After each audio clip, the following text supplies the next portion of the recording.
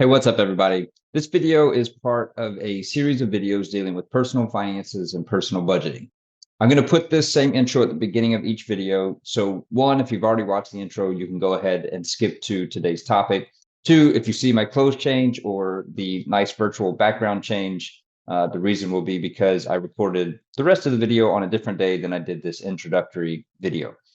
So the point of this series is simply to do very quick, hopefully 2 to 5 minute videos where we discuss a lot of topics dealing with personal budgeting and personal finances. So I'm going to record all of these. I have probably over 20 ideas for these really short videos. I'm going to release one a day over the next 3 to 5 weeks. And if there's a topic that you want to hear about, please go ahead and post it in the comments. Maybe it's one that I have coming up, and then I'll release that one in the future. Or perhaps it's something that I haven't talked about or thought about on my list, and I can address that as I continue the series.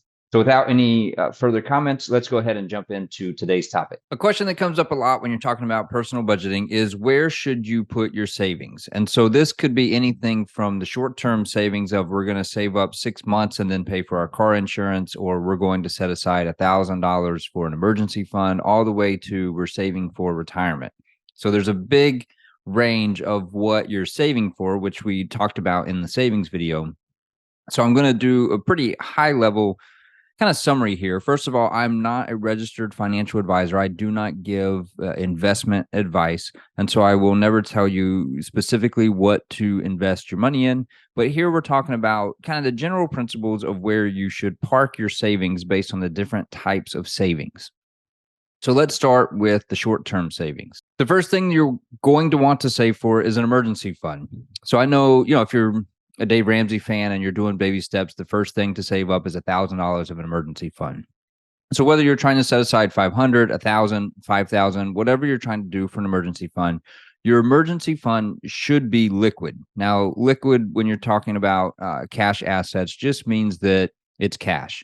It's not, a car is not liquid. That's not cash that you could spend. So you just want to make sure that that cash can be accessed, because an emergency is just that. It is an emergency that comes up unexpectedly, and you're going to need to be able to get that money. So typically I would say that your emergency fund, whether it be 500, 1,000, 5,000, 10,000, whatever your emergency fund is, it should be in a savings account or a checking account, and it should be cash that you can access quickly in case of an emergency. Now, there are certificates of deposit, for instance, that are no penalty certificates of deposit. So I've had one with Ally Bank in the past where it's an 11-month CD. So it does mature in 11 months. However, is a no penalty CD, which basically just means that you can close that CD whenever you want with no penalty.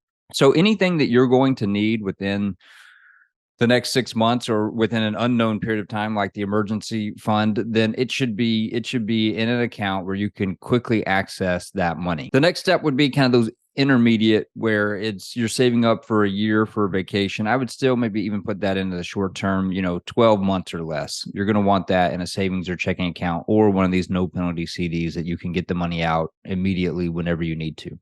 So if we're looking at 2, 3, 4, 5 years of time, CDs are a great spot for that, because again, they're going to get a higher interest rate. You can even lock in a higher interest rate if you get a 2 or 3 year CD. I've never really liked those even for these long-term things, because priorities can change and you might decide that you want to use that money for something else. I don't really like the 3, 4 year CDs because that money's locked in. Now you can get it out, but you will pay a penalty that will significantly eat into the earnings that you had with your interest if you do cash those out early. Basically, the shorter the term, the less risk you want to take. So CDs, I believe, I'd have to double check this, but I'm pretty sure CDs are also FDIC insured, just like your normal savings or checking account would be.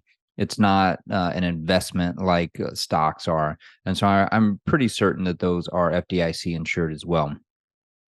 The other thing you could do is a money market account. Money market account is just a different type of savings account. Usually it limits the number of transactions of money that you can spend out of that account, maybe to 5 or 6 transactions per month. And so you can't spend any more than that. or transfer money out any more than that each month. But those will usually provide, a little bit better interest rate than your typical savings account, and certainly than your checking account as well. From what I've seen online, kind of the general rule of thumb is if you need the money within 5 years, don't put it in the stock market. The stock market is going to be for your longer term investments because, as you can see, if you pay attention to the stock market, it's going to rise and fall in the short term. So you might, if you take savings that you need for 3 years from now because your child's going to go to college and you've been setting money aside 3 years from now, if the market is in a downturn, then you're still going to have to pull that money out when it's time to spend it. And you're going to end up recognizing all those losses. You're going to have a lot less money. Whereas if you don't need the money for another 5 years, the market's in a downturn now, you could wait. And generally speaking, historically, within those 5 years, it's probably going to come and swing back up, and you'd be able to sell those investments when it swings back up. And then anything that's in that 5 or less year window, you'd want to have more safe and secure in a CD or in a savings account where you could access that cash. And the value of it's not going to swing dramatically from day to day, month to month, or year to year.